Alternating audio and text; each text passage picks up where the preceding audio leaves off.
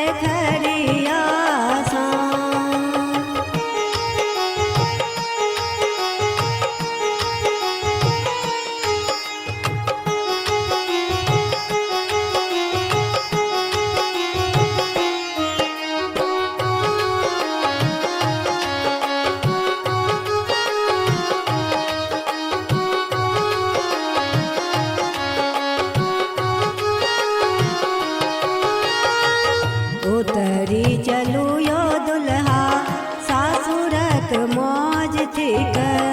उतरी चलू यो दुल्हा सासुरक मौज थिक।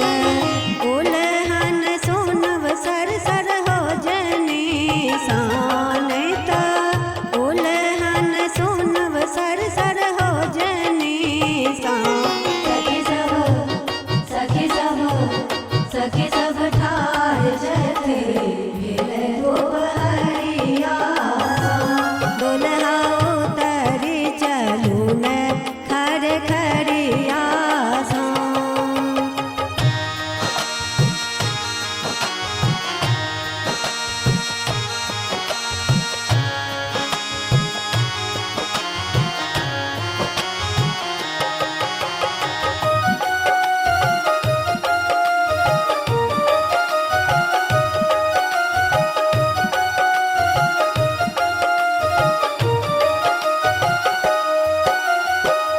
उतर का चलो यो दुल्हा लोक लाज राख का।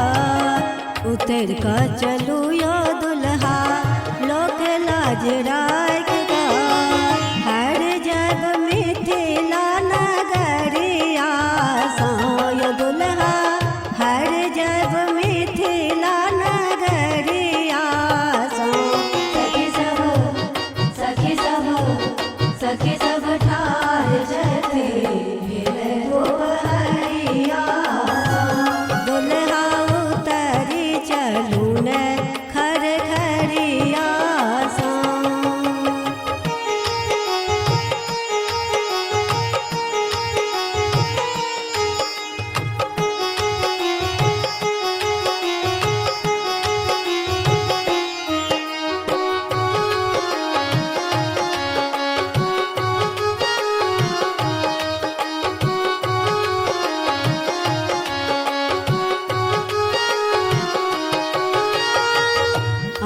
महाराज छिता हम सब महारानी। आहाँ महाराज छिता हम सब महारानी।